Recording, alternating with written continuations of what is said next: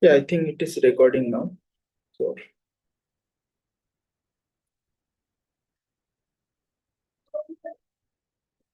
so let me just briefly recap what we did last time. So our goal is to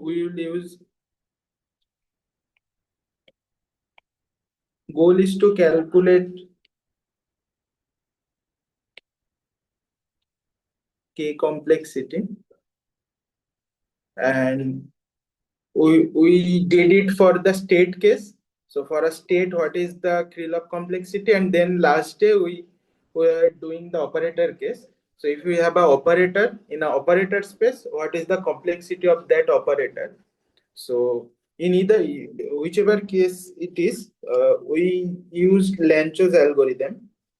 So we actually has to use Lancho's algorithm, which we discussed for the state case, and for the operator case I will discuss it today.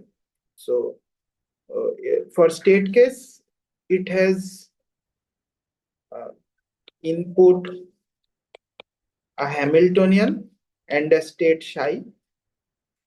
Effectively it creates a list of state like this: psi, hi, h square psi, like this, and ultimately it creates a Krylov basis from these states, which we wrote as like this: k0, k1, k2, like this.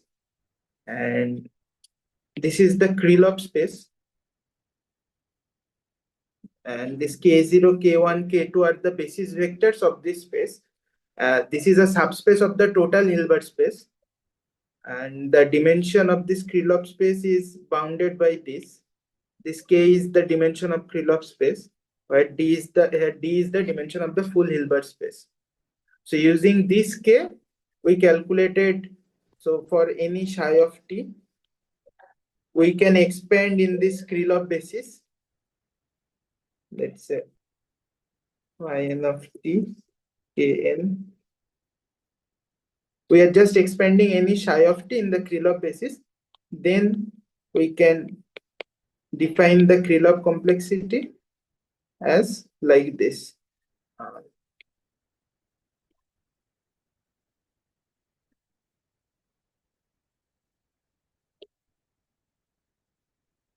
So this was for the state case. For operator case, we took an operator O of 0. 0 means time, the operator at time 0, which lies in the operator space. So this H hat means the operator space, curly H hat. So the dimension of the operator space will be D square, since the underlying dimension of the Hilbert space is D. And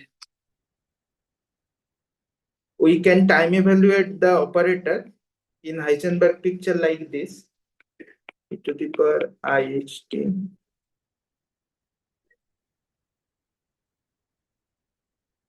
which if we expand can be written in this way: e to the power ilt, where this L is the Liouvillean. Its action is defined as L acting on O is just taking the commutator of H with O.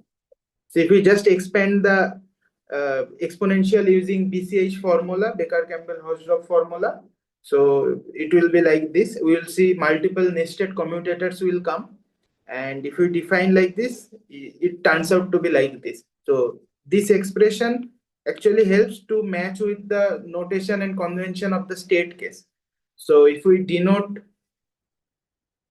this to be an operator in the operator space, just we denote this to be an state in the Hilbert space, we are using here round bracket just to denote an operator in the operator space. So we can write that this O of t is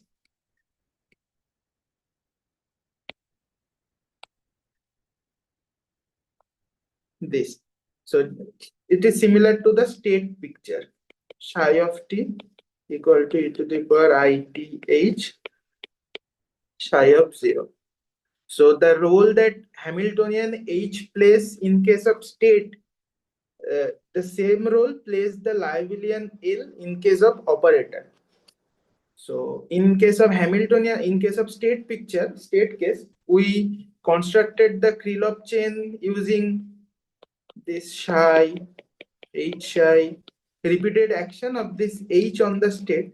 So similarly here in operator case, we will construct the Krylov chain using O of 0, L acting on O of 0, L square acting on O of 0, like this. And this L square acting on O of 0 means taking 2 times commutator with the H.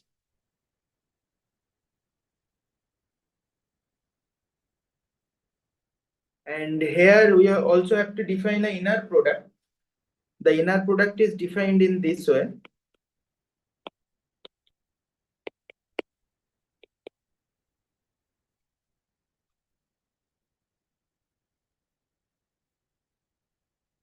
So this is our inner product. If this turns out to be 0, we will say that these are orthogonal, and if this is equal to 1, we will say that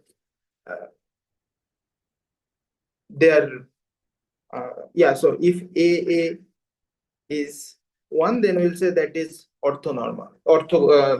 that is normalized. So we were at last calculating the dimension of the Krylov space. So as I said, for state case, we saw that the dimension of the Krylov space is bounded by this, where D is the dimension of the Hilbert space. So not intuitively, I mean by it may be a common perception that for operator case also it should be something like this, where D square is the dimension of the operator space, but actually it turns out to be something like this, D square minus D plus 1. So I am going to prove this limit, how this comes.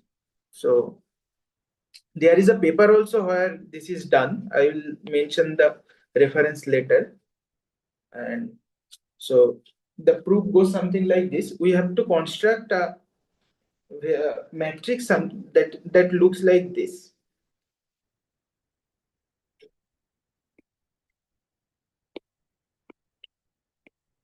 This matrix, and this matrix is not like we are writing just the O matrix on the top and then LO below that, then L square acting on O below that. So this matrix is like this. So we write all the elements of the O matrix on the top row of this one. So this is something like this. So it will be O11, which is the first element of O, then O12, O13, O1D. Just a second. Yeah. Then O21, O22. In this way, we will go on till ODD. So there are a D square row here. Similarly, on the second line, we will write elements of LO 11, then LO 22, LO DD. And there is no limit on the number of rows here, so you can in principle go very large number here, L to the power some very large number acting on O, but we will stop at L to the power D square minus 1 acting on O. So I can write it L to the power 0 on O, the top one, then L to the power 1 till we will go till L to the power D square minus 1. So there are a total D square rows. And since there are D square columns already, so this is a square matrix of dimension D square cross D square. So to get the number of independent, to get the number of upper bound of the Krylov space, that is this D square minus D plus 1, we need to find the rank of this matrix. since rank gives a notion of linearly independent columns or rows, so if we can find the rank of this matrix, that will be the upper bound of the Krylov space, Krylov operator space. So we had written in this way that, so the O element, okay, so at first we need a set of basis vectors in the operator space. So let's say if this is my Hilbert space and this EA, this said, this is the eigenstates of the Hamiltonian. This straight H is the Hamiltonian. So in operator space, we can define a set of basis vectors like this. Right, so there will be total D square number, and any element O can be expanded in this way.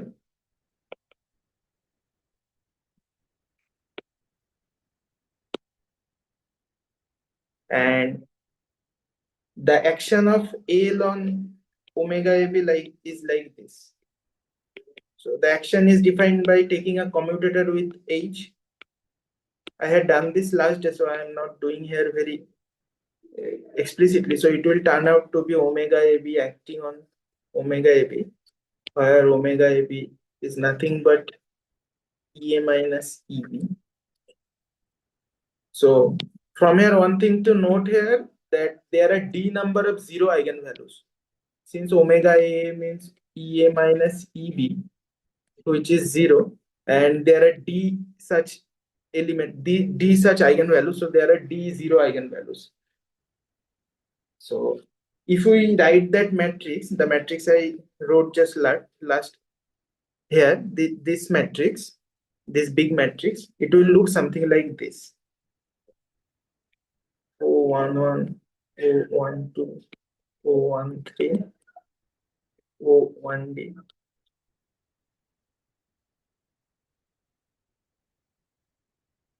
Till ODD. Then we had L acting on O. So L acting on O is nothing but, by this equation, we can write that. So let me write that L to the power n acting on O is sum over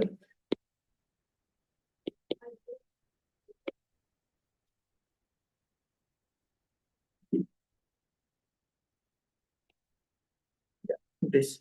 So this comes from, I am just expanding the O using this equation, and then L acting on omega AB, I have got that omega AB acting on omega AB. So there are n number of L we are acting, so there is a omega AB to the power n. So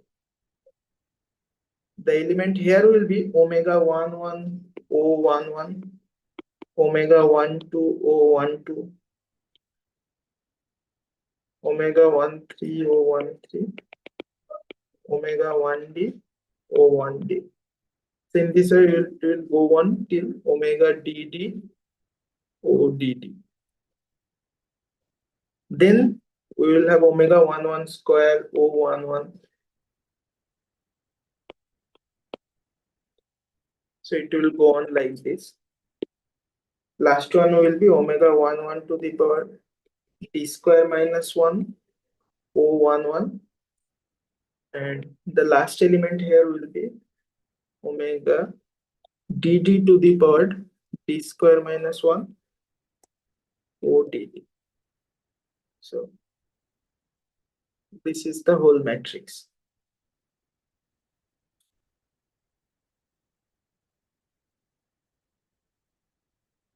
Okay, so we can rewrite this matrix in this way.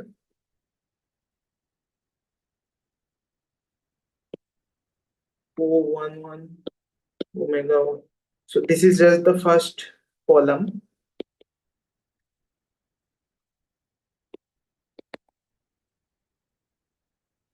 So we are just rearranging the columns. So after this O11 column, we will take this O22 column after this.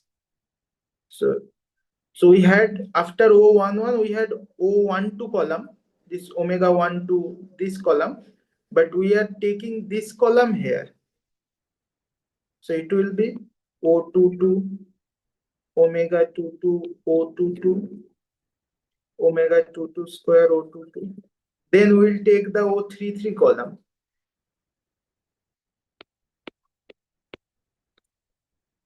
till ODT.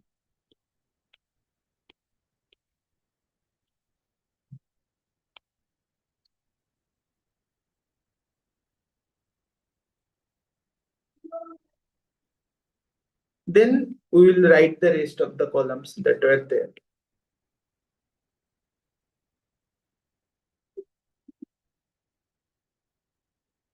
We just rearrange the columns.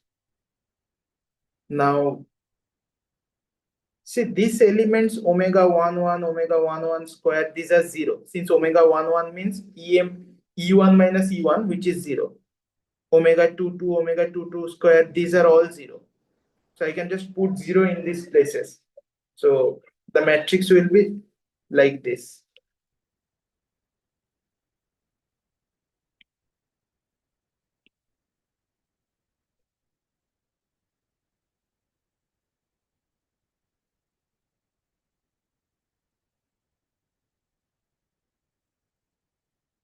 This will be all 0.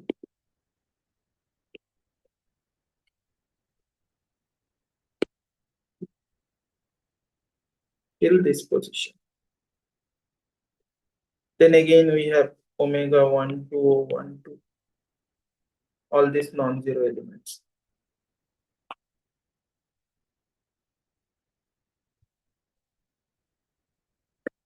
Then we write this matrix in this way. So let me write it first.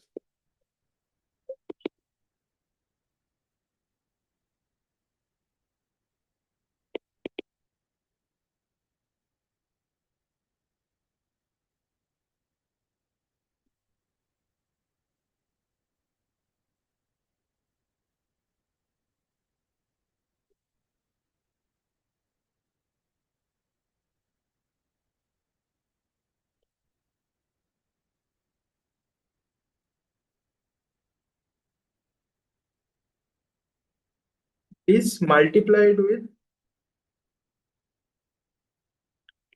a diagonal matrix like this till ODT, then O12, O13 like this till the last diagonal will be OD minus 1 comma D. So if you just multiply these two matrices, we recover this top one. And so in the so we assume that all this, and this is 0, this is 0, this is a diagonal matrix. We assume all these elements are non-zero.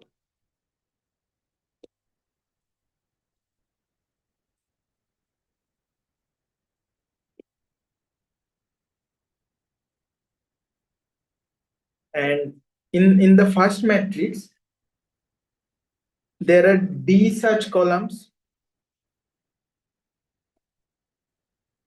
See, these D columns are all equal. So 1 all 0, 1 all 0, 1 all 0. So there are D equal columns. And there are D square minus D such columns.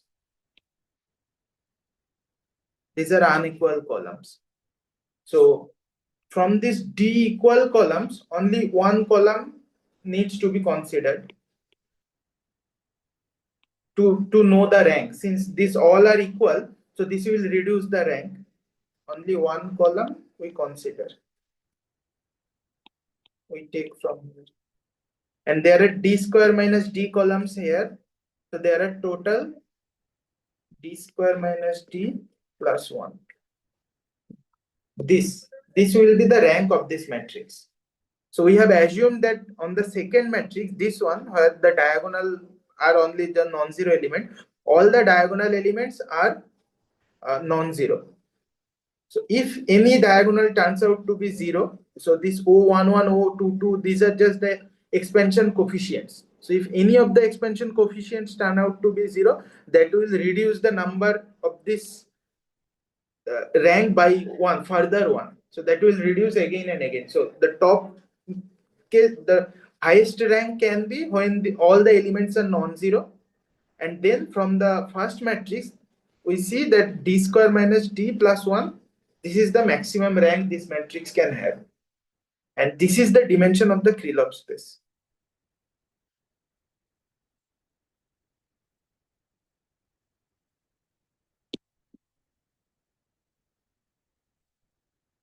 So here,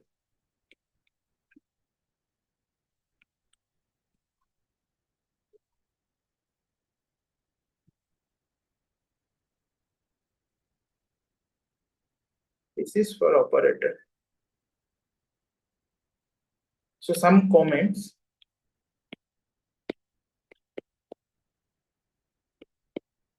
One thing is,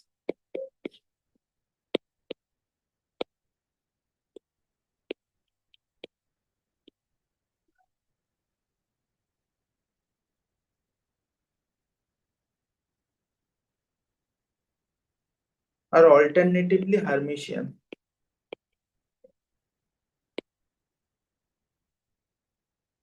So alternatively Hermitians mean On dagger equal to -1 whole to the power n On. So all the Krylov elements mean the operator in the Krylov chain, the Krylov basis. So since each Krylov basis are constructed using the action of L to the power n acting on O, and L means taking a commutator with H. So this is anti-Hermitian. If we take another H, this is Hermitian. If we take with another H, this is again anti-Hermitian. So this way is goes on. So the Krylov basis vectors, not vectors, operators, these are alternatively Hermitian.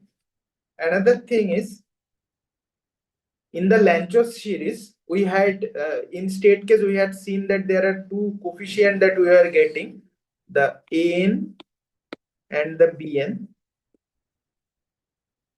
So in case of operator case, all An equal to 0 for all n. So it can be seen very easily that we had what An equal to, if we see the Lanchos algorithm that we discussed on the first lecture, that An equal to Kn H Kn. This was my An. So here also what should be the An? On L On, right? So what is the action of L on On? So here we have On, and this side we will have a commutator H with On, right? So, and here we use the definition of the inner product that we had, that is 1 over D trace of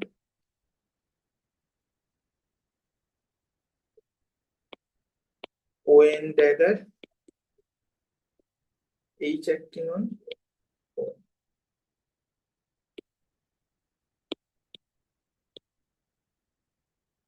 This is On dagger H On minus On dagger On H. So we can just put it here, since this is inside a trace and trace has cyclic property. So we will have On dagger H minus On dagger On H. And since this On dagger On, these are 1, so H minus H equal to 0. So this is 0. So we get all the An are 0. So here we don't need to create the AN list. And as a result that we saw the tridiagonal matrix that has diagonal elements AN and all the upper diagonal and the lower diagonal elements to be the BN. Here we will have something like this. So all the diagonals are 0 and we will have B1, B1, B2, B2, something like this.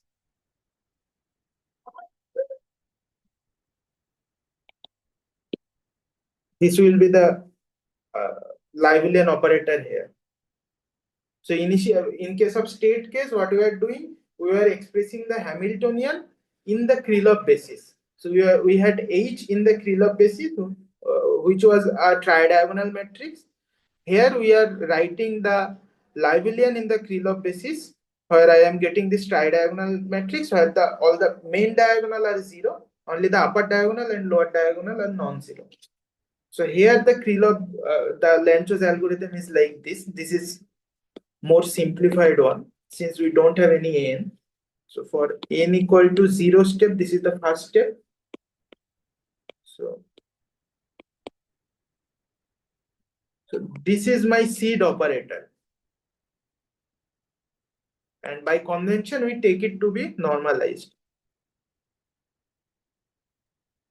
And we define my first Krylov operator. This is my first Krylov basis to be this. Then on n equal to 1, this is the first step. A1 equal to L acting on O0. Then we define B1.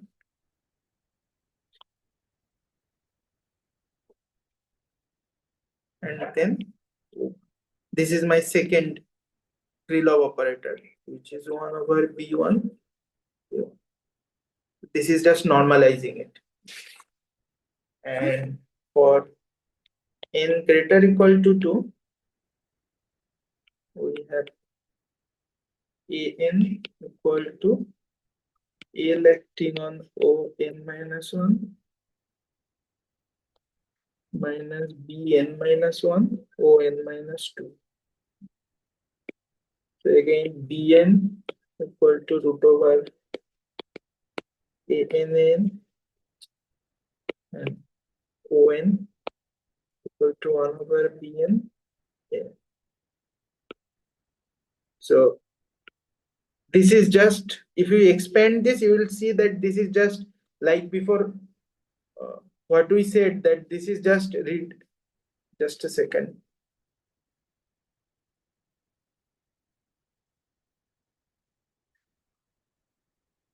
Yeah, okay. So I have 8 minutes left. So yeah, okay. So this is just subtracting the contribution along the overlap along the previous two Krylov bases. That we said that this is for the most advantage of the Krylov-Lanczos algorithm. In normal Gram-Schmidt, while producing a set of basis vectors, we subtract the overlap along all the previous basis vectors. But in case of Lanczos, we only subtract the overlap with the last two basis vectors. So this is directly C1 Bn minus 1 acting on O n minus 2, and if we just expand this one, we will see there is another one here. So yeah, this is the Lanczos algorithm. We'll at last we'll get a set of On. This is the Krylov basis operators, and we will have this Bn, a set of Bn. So now we expand the time evolved operator in this way, e to the power, which is e to the power ILT O of t equal to sum over n equal to 0 to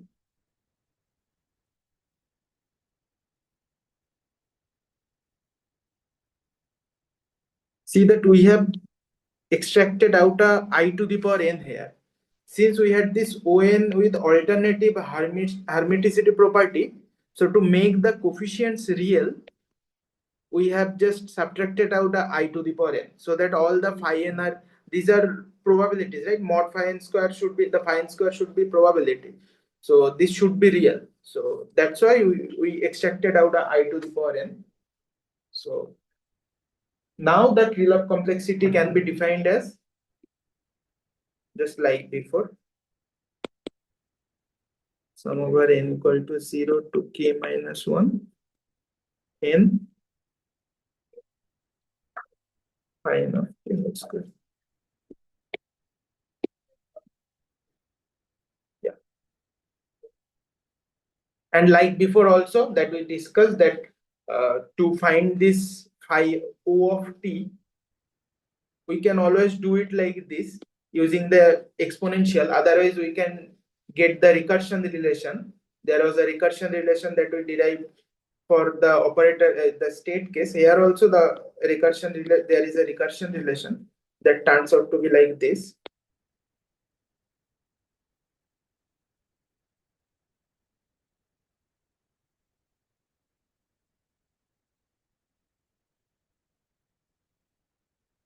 Using this recursion relation with the initial condition,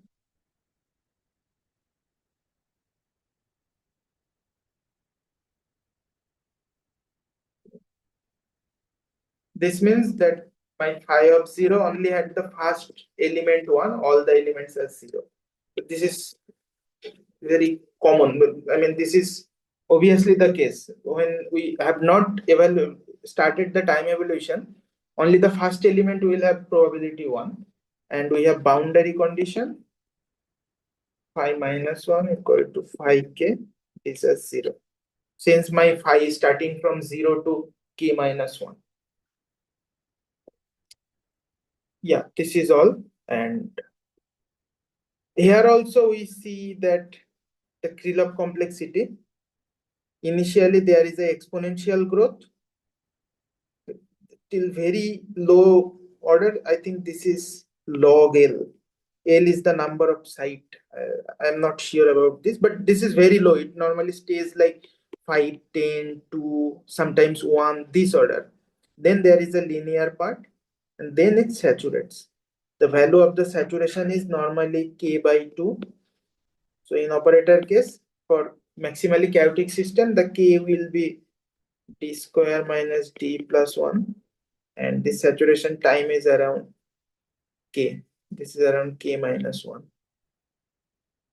This is the common behavior. However, for uh, highly interacting integrable model also, this saturation is reached. So this is the part, the interpretation part. After we get this plot, how do we interpret? What do we can say from this plot about the system? So that part is the part that I and sir also we are still trying to understand. So there are many papers and there is not any fully proved concrete theorem or kind of thing that says if the plot is like this, then surely this will be this.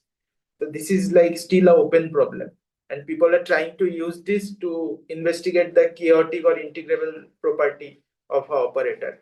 So they're saying for maximally chaotic system, this bound will always be reached. So we can verify that from here. But for integrable, for highly interacting integrable model also, this bound can be reached. But there are integrable model also where we see the bound is like this. So it is saturating at a low value. The thing I was saying on last day, for XXZ model using an initial operator, particular initial operator. So there is this paper from integrability to chaos. To chaos. Something then Krylov complexity. Using Krylov complexity, I think, JHEP. So here they use this XXZ chain and they define a set of operator, and then they show that XXZ is usually integrable, but in presence of a impurity plus some delta ZK kind of thing. This is the are localized on a site this ZK impurity, and if delta is 0, this is integrable. If delta is 1, this is chaotic. So for this is for delta equal to 1, and they are slightly reducing the delta, and they are monotonically seeing that this is the behavior. And for delta equal to 0, they are seeing something like this. This is delta equal to 0.